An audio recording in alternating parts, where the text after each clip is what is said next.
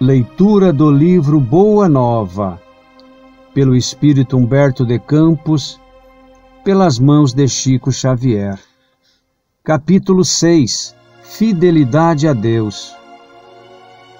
Depois das primeiras prédicas de Jesus, respeito aos trabalhos ingentes que a edificação do reino de Deus exigia de seus discípulos, esboçou-se na fraterna comunidade um leve movimento de incompreensão, que, pois a boa nova reclamaria tamanhos sacrifícios, então o Senhor, que sondava o íntimo de seus companheiros diletos, os reuniu uma noite, quando a turba os deixara sós e já algumas horas haviam passado sobre o pôr do sol.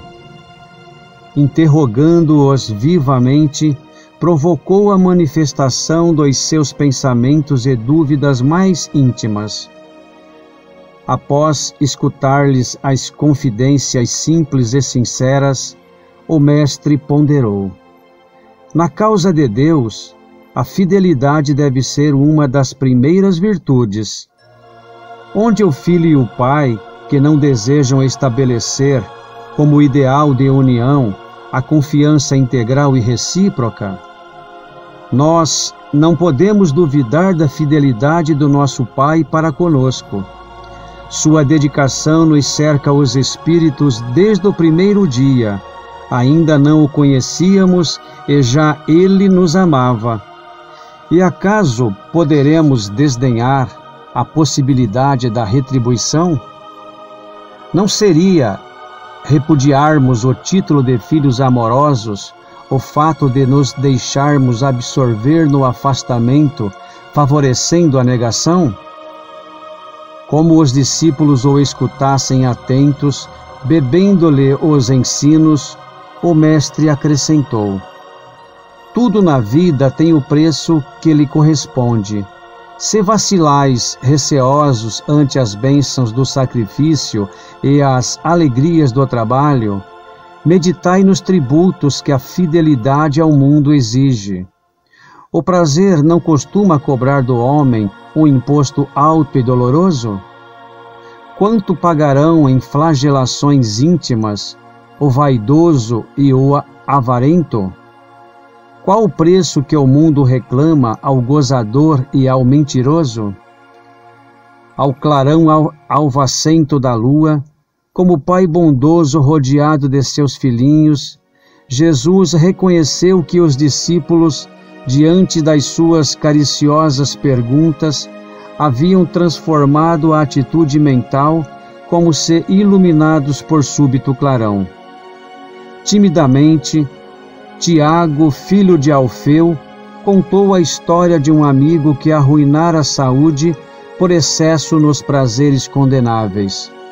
Tadeu falou de um conhecido que, depois de ganhar grande fortuna, se havia tornado avarento e mesquinho a ponto de privar-se do necessário para multiplicar o número de suas moedas, acabando assassinado pelos ladrões.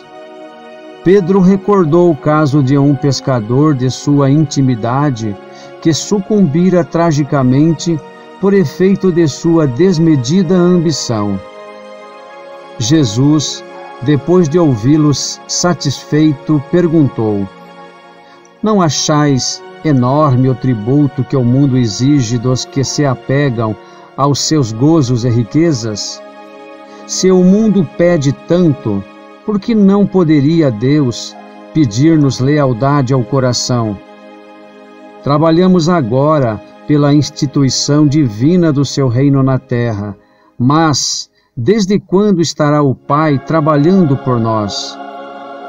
As interrogativas pairavam no espaço sem respostas dos discípulos, porque, acima de tudo, eles ouviam a que lhes dava o próprio coração. Do firmamento infinito, os reflexos do luar se projetavam no lençol tranquilo do lago, dando a impressão de encantador caminho para o horizonte, aberto sobre as águas, por entre deslumbramento de luz.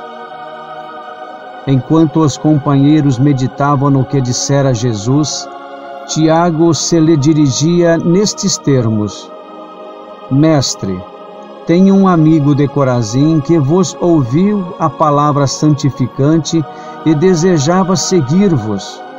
Porém, asseverou-me que o reino pregado pela vossa bondade está cheio de numerosos obstáculos, acrescentando que Deus deve mostrar-se a nós outros somente na vitória e na ventura.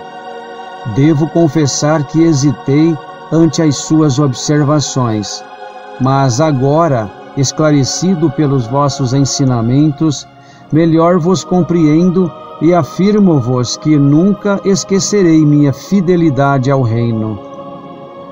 A voz do apóstolo, na sua confissão espontânea, se revelava tocada de entusiasmo doce amigo, e o Senhor, aproveitando a hora para a semeadura divina, exclamou bondoso: Tiago, nem todos podem compreender a verdade de uma só vez. Devemos considerar que o mundo está cheio de crentes que não entendem a proteção do céu, senão nos dias de tranquilidade e de triunfo. Nós, porém, que conhecemos a vontade suprema, temos que lhe seguir o roteiro.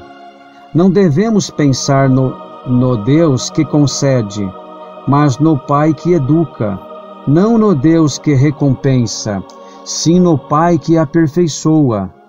Daí se segue que a nossa batalha pela redenção tem de ser perseverante e sem trégua.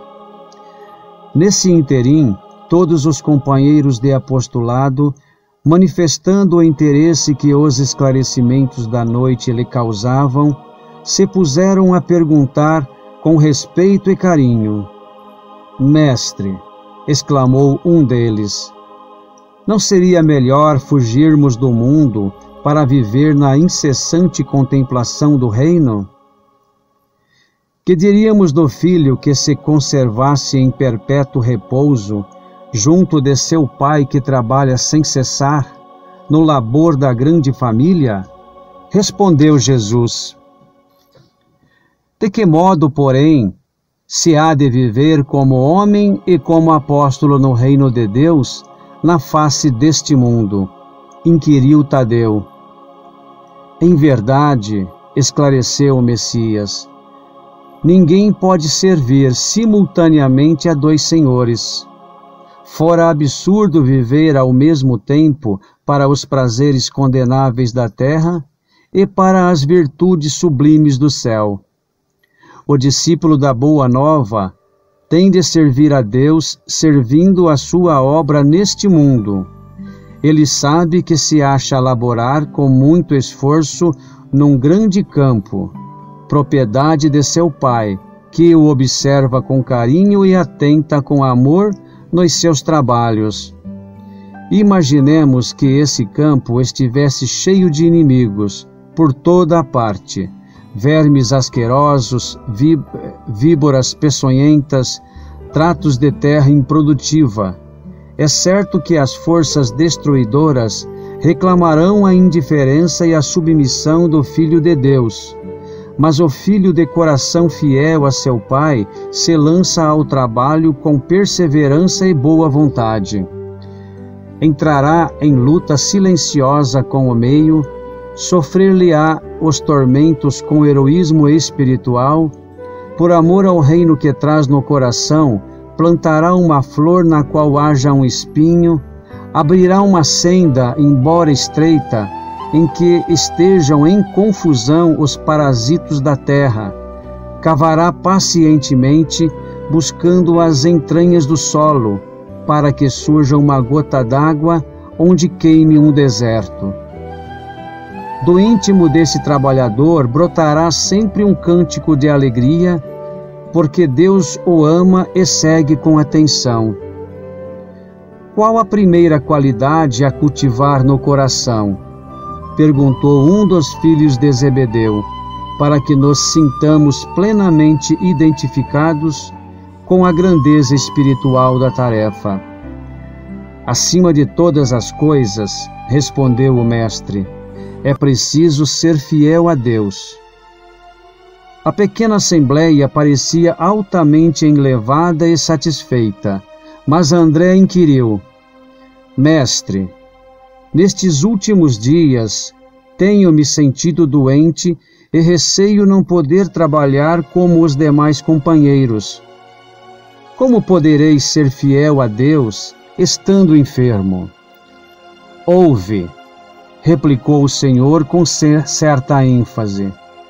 Nos dias de calma, é fácil provar-se fidelidade e confiança. Não se prova, porém, dedicação verdadeiramente, senão nas horas tormentosas em que tudo parece contrariar e perecer.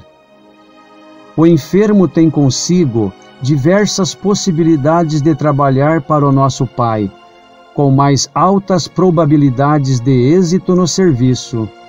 Tateando ou rastejando, busquemos servir ao Pai que está nos céus, porque nas suas mãos divinas vive o universo inteiro. André, se algum dia teus olhos se fecharem para a luz da terra, serve a Deus com a tua palavra e com os ouvidos.